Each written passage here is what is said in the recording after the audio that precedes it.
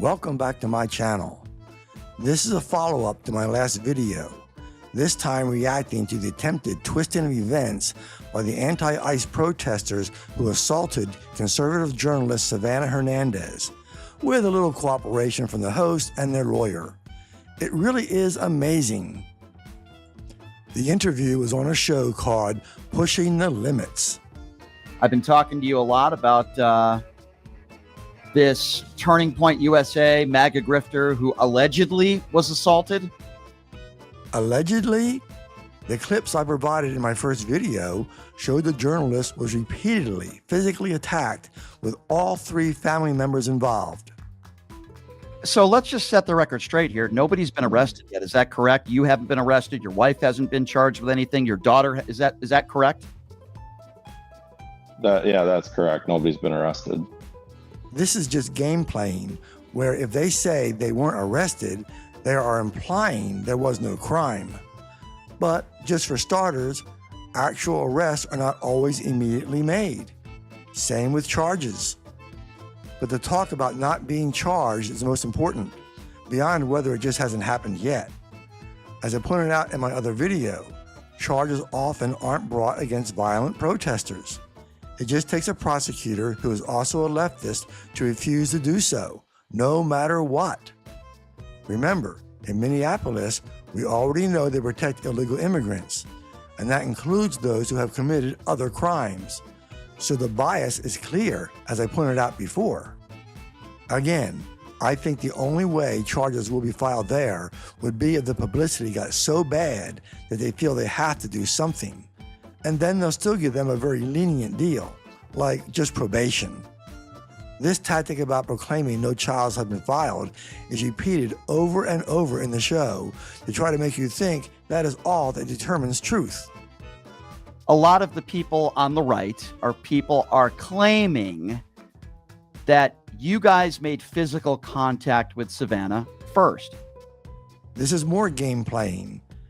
As my prior video showed, the father told his daughter to get a whistle and blow it in the journalist's ear. That's a deliberate provocation. And we not only saw the daughter doing that, we also see her repeatedly leaning in, getting in the journalist's personal space. The daughter may or may not have also made some contact, but the video isn't clear enough to tell. We do know she was extremely close. We also don't know exactly when it all started. In other words, all the videos I had seen until now start during the time this intrusion has already started. But I had some new, earlier stuff in this video. You know, everybody around us was kind of whistling, and then Paige had gone up and was whistling, as people have seen. Paige is your daughter, just so everybody knows. Yes. Paige is your daughter. Yeah. Yes, go ahead. Yep. So Paige was up, you know, like everybody has seen in the video, was whistling. And the whistle that she was using was a 50 decibel whistle, so nothing that could damage or hurt anybody's eardrum, a really small whistle. Yep. So obviously with that, Savanah didn't like that, and that was when the first assault happened. She backhanded her in the face, and then Paige said, "Don't touch me." Note that the mother refers to it simply as blowing a whistle. Somehow, she managed to not say she was blowing it in the journalist's ear, literally within inches, maybe even making contact with the ear, as this clip shows. Watch the lower left corner. And oh no, hold on. Look at this right here. I forgot to watch this. Watch how close she gets here. Hold on. Right there. Now, a 50 decibel whistle, she might be touching the girl's ear. Even if not touching, blowing any whistle that close is a violation. Consider this from a Minnesota statute on screen. The key points are whether it is intended to anger or disturb others or provoke an assault or breach of the peace. It also goes on to say the violation applies if you are using abusive or noisy conduct tending to reasonably arouse alarm, anger, or resentment. Pretty sure that fits what the daughter was doing. The mother also says it was only a 50 decibel whistle. Several problems with that. One is she telling the truth? Second, how are the measurements made? That is, at what distance? There are various standards for this, but from what I've seen, measurements are 1 or 2 meters away. Well, something that is 50 decibel 1 or 2 meters away is much louder when you're just inches away, or less as you just saw in that clip. Next, listening to it from the videos, from cameras that are further away from it than the journalist's ear was, it sure sounds pretty loud to me. I found various references to what 50 decibels sounds like. They vary slightly, but all have been similar to this one. 50 decibels sounds like a quiet, peaceful environment, comparably to a quiet suburb. It is considered moderate, comfortable noise, similar to a quiet office or normal conversations heard from a slight distance. Sorry, but that does not fit what we hear on the video. And it would be even louder when it is inches from the journalist's ear. Then we have the issue that, even if not loud, you don't have a right to blow a whistle over and over again in someone's ear. As for backhanding the daughter in the face, you know what that implies, and thus why she uses that term with no further explanation. You know, this connotation. Yep. But that isn't what happened. The journalist simply put her arm up to claim her personal space from being invaded and keep the whistle away from her ear. Watch.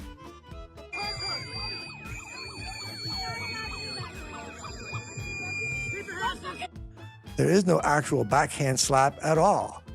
The daughter keeps leaning in, and the journalist simply blocks. So the mother was misrepresenting events, just as she did when she simply said her daughter was blowing a whistle. At least she's consistent. You don't have to just let someone do that to you. More from Mommy. So after that happened, she started to move out of that area, and people were whistling and blowing horns and all of that. And then Paige was moving out with her, and then she had punched Paige again. So that was the second assault. And Paige had pushed her and then got back up and to defend herself. And then I yelled at Paige and I said, "Paige, get back here." And she's like, "Mom, she punched me." And that's when I said, "Don't effing touch my daughter." Gee, why not just let the journalist leave?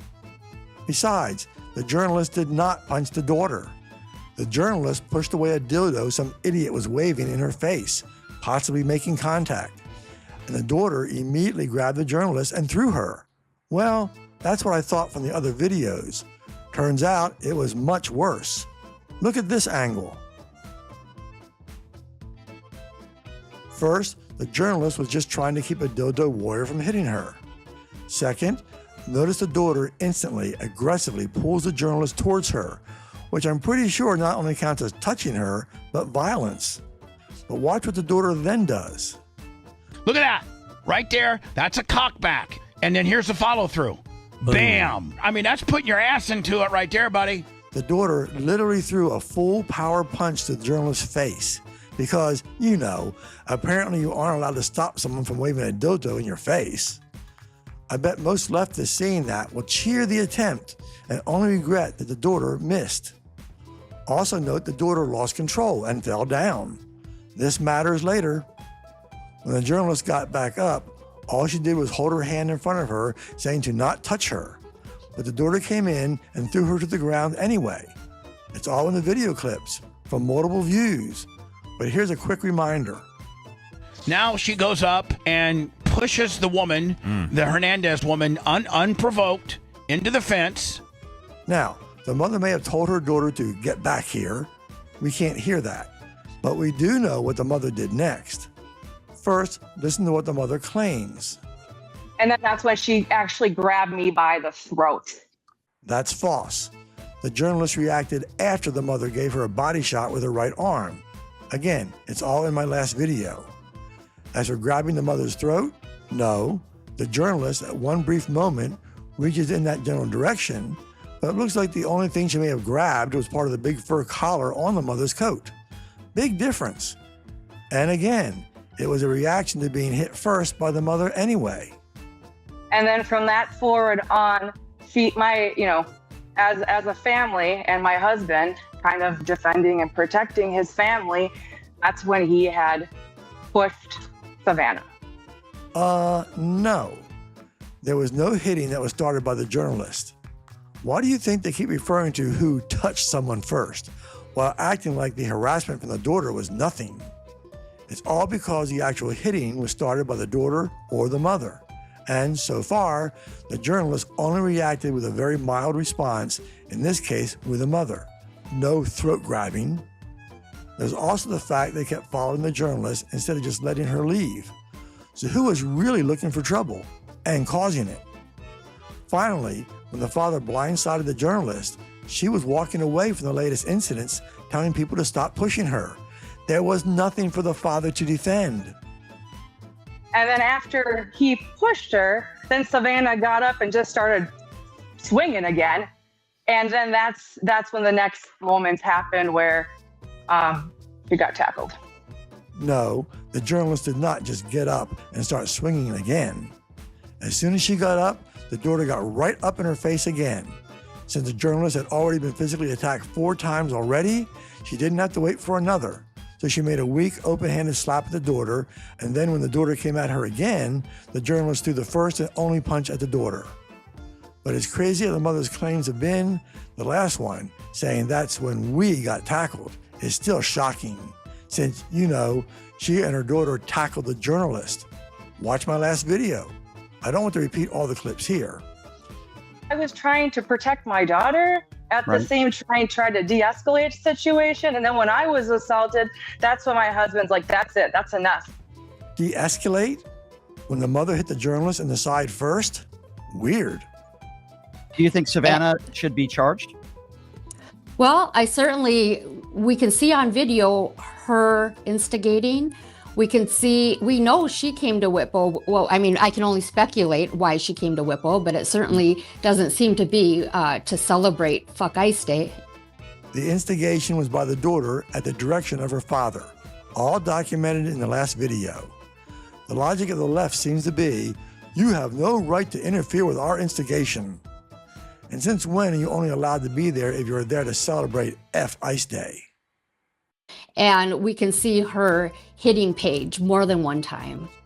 We see the journalist actually hitting the daughter exactly twice, after the daughter and mother and father had already physically attacked the journalist 4 times. Somehow that keeps getting ignored. More nonsense from the lawyer. From what I could see, Paige was blowing a whistle, which she has every right to do, and Savanah was the one that hit her. More games. Sure, you have a right to blow a whistle at a protest. You do not have a right to keep getting in someone's personal space and blowing it in their ear. This next one ought to be fun. We are absolutely not violent people. In fact, we tend to shy away from it. In fact, Jolly Ginger, who's a known protester out there, he was on the front lines with me, and he made fun of me the last time he was up here because he said, Chris, until you're up there in front yelling at the cops with the intent to possibly get arrested, you're not really a protester. Think about this. The leftists have tried to blame the journalist, saying she was just there hoping to have a confrontation. But here is this guy saying that it is the goal of the protesters to cause one and get arrested. Of course, the many clips in my last video show the family sure was violent that day, but it gets better. So he was joking with me because he knows I'm always the guy in the back. I tend to stay away from anything. In fact, that day, you'll see, I was not even up in the front at all during this whole event. I just stayed back and kind of watched what was going on and tried to hear. You know what? Using the exact same logic, Hitler didn't attack France. After all, he was in the back, hundreds of miles away in Berlin. Oh, I know. You'll say that Hitler ordered it. Remember my last video shows a father telling his daughter to blow the whistle in the journalist's ear. So it's essentially the same principle. We also have the problem that, well, he wasn't always in the back. I found some video that apparently is from before the violent attacks, which shows he isn't telling the truth, as well as many other noteworthy things. Warning, it is a challenge to hear all these words because the leftists just think making noise is great. But I think you can pick out enough.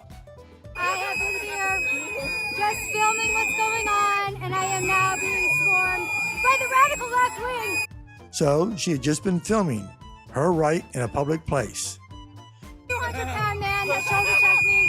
This woman is like right up on me. She like keeps touching me, and yeah, I'm here by myself. Stop. Don't touch her. Stop. Don't touch her. Leave me alone. Don't touch me. So anyways, you were being extremely aggressive here. She refers to a 200-pound man hitting her shoulder and refers to this woman being right up against her and touching her, which we can see ourselves. Guess who that woman is?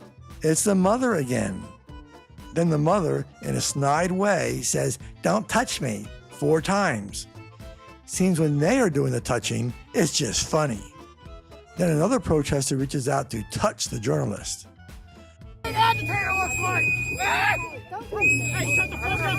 As you can see later, there is a reference to the journalist saying she was trying to have decent discussions with these protesters.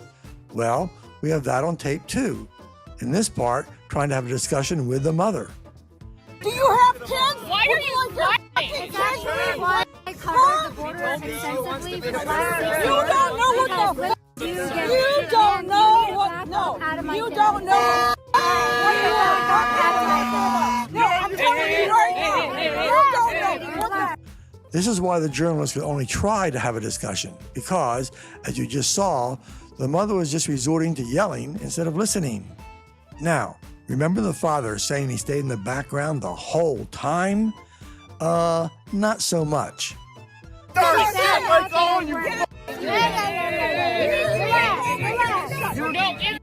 Apparently, being behind the whole time really means being within a few inches of the journalist.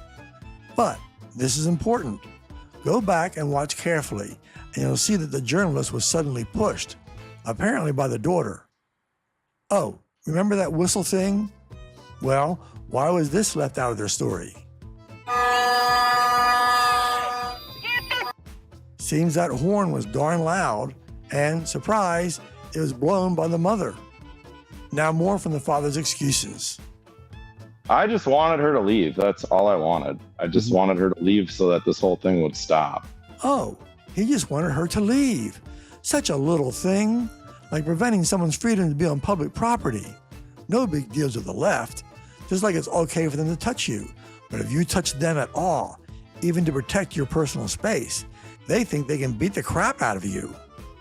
Remember, the main confrontation started because of what he told his daughter to do, as documented in my prior video. More from Daddy. I don't understand why people come to agitate. Aren't the protesters at every anti-ICE rally trying to agitate or flat out obstruct law enforcement?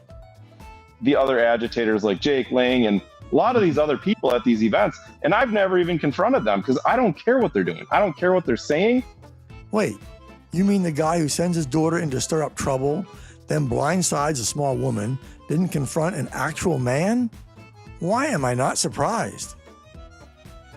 She claims that she has neck pain and headaches. She looked pretty fine on the Laura Ingraham show. I'm just saying. Maybe he should do less just saying and use his brain. You can have pain and still do some things. Or you may do less of them, or you may be uncomfortable while doing them. But that doesn't mean you show your pain.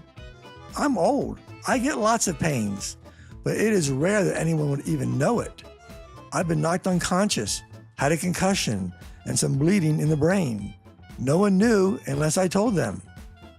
What do you make of the fact that she's claiming all these injuries when moments after you pushed her to the ground, correct me if I'm wrong, she gets right back up immediately, she starts smiling, and there's video of her checking out her hair for the camera, but yet she's claiming she was injured in some way. Well, first of all, at the moment of injury, you often don't realize it until the adrenaline wears off. I had an event in the Navy which didn't bother me that day, not even the next day. But after 2 days, I could barely move my arms. But let's look at this so-called smile and hair fixing right after she was pushed. Stop touching me! You fucking touched me! For those who are slow, let's take it moment by moment. Right before she was pushed, her hood was down behind her head. Then you see her getting up, and while you see some of her teeth, nothing about it shows a smile, does it? You should also notice that the hood is now on her head and her hair is hanging down in front of her face. This kind of thing tends to happen because of the laws of nature. You know, like the law of gravity and the fact that a sudden stop when hitting the ground will cause hair and other things to fall forward. I hope that wasn't too technical for you. So, besides not smiling, she takes her hand and brushes the hair out of her face and pushes her hood back off at the same time. It doesn't show her checking out her hair at all. She just pushes it out of her face, which is, you know, normal. The father lies about this too. I do know, like, after she did her hair, she started swinging at Paige again, and that's when Deanna got involved again. Let's look at that clip of the dad pushing her, and you see the daughter already coming at the journalist the moment she gets up. You fucking touched me!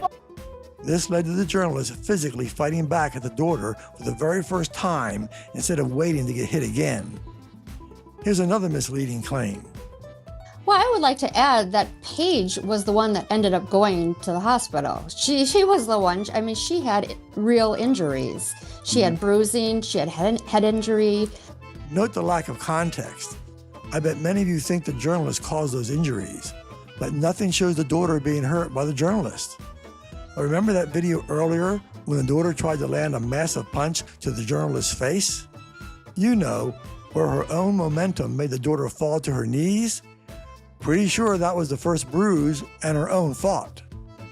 But probably most of it came after the fight when the daughter wasn't cooperative with law enforcement and ended up being taken to the ground. Whether you approve of that law enforcement action, the fact is that has nothing to do with the journalist either. So why isn't the lawyer making that clear?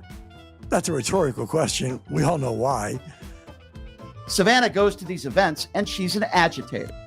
But nothing shows the journalist started any agitation. However, to the left, just being someplace they don't want you means you are trying to cause trouble. What actually matters is the left did start the trouble, and even sooner than I knew when doing my last video. Besides, the whole protest thing is to cause agitation. I love these double standards. Let's look at some more illogical thinking. She kind of incited it. She kind of went into a situation where any normal person on a normal day would expect that if they go and start shouting what she was shouting, that they may get some pushback. Just as I pointed out, the left is admitting they will be violent every time they say the reactions should be expected. Nothing shows the journalist was shouting anything before the daughter set out, as directed by her father, to cause trouble. And before that, the mother touching her. But remember, it would be perfectly legal to shout anyway. Doesn't give anyone a license to get in her space and blow a whistle or keep shouting in her ear. This is weird too. And the piece that they're going to have to deal with, Brian, is they were provoked. And that's really, you know, they kind of lost their tempers and it got a little physical on both sides. And so my advice to the people who go to these rallies, who are protesting peacefully or chanting or singing, is don't allow them to provoke you. From everything I've seen, it appears that just being there is considered to be a provocation to the left. More weak thinking. The reason why she said she's not doing interviews is because she's dizzy and lightheaded and she has a concussion. Interesting, that's not the excuse she gave me yesterday when I asked her if she'd like to come on. Why should she give a health reason? The health reason would be temporary. But since the journalist wasn't going to appear on such a screwed up channel, she gave a reason that was permanent. While ignoring the 10-minute long harassment and hands that were placed on me well before the initial attack even began. Wait. She just said hands were put on her before the initial attack began. Does that make sense to you? Why is he confused by this? She is saying things began before the actual violence. We know there is earlier stuff, and the journalist is referring to that initial period. Perfectly understandable. She said, I stood there and I tried to have multiple good faith conversations with these protesters. Yeah, I'm sure she did. And made a point not to conduct any interviews. Then why are you talking to them if you're not doing any interviews? This guy can't see the obvious, but he sure can assume she's making it all up. I just showed you a small part of the journalist just trying to talk to people and then yelling and touching and pushing in return. Apparently, this guy doesn't understand you can talk to people without actually interviewing them. She was actually there just to film B-roll, but someone outed who she was. one of the people who also invaded with Don Lemon a church service. That doxing brought the crowd. It's quite normal when a crowd comes over because of who you are that you might at least try to have a good conversation. So what is this guy's problem? So, Bobby, let's just. was blowing a whistle in her ear. Yeah, well, first of all, it wasn't in her ear. That's just childish. When people say in their ear, they don't mean it is inside their ear canal. Geez, grow up. But as we saw in the clip today, it got so close it may have even touched her ear. No one has a right to do that. If somebody yells right next to my ear, that doesn't give you the right to make physical contact with somebody. That would also be against the law. Nice try. But if someone yells into your ear deliberately, over and over, on purpose to antagonize you, they are breaking the law. Number two, that was a 50 decibel whistle. Well, that's the claim. I provided the common descriptions of what 50 decibels sounds like, and what we hear doesn't match. The ordinance in Minneapolis, because I've done my due diligence and you dummies don't, it has to be a 100 decibel whistle in order for it to be any sort of misdemeanor. Well, maybe and maybe not. I searched many ways and can't find anything that specifies 100 decibels. I did find things about relative volume compared to the normal environment, such as outside, staying within 10 decibels of the environment. Or this one, which says battery is any intentional offensive contact, and it specifically says blowing air or sound waves directly into the ear canal can be classified as offensive contact. And this where, if you keep doing it, it becomes harassment, described as repeated actions intended to alarm, annoy, or torment another person. We have a match, and if you continue, it can be criminal harassment. Thanks for watching, and don't let the trolls stop you from speaking out.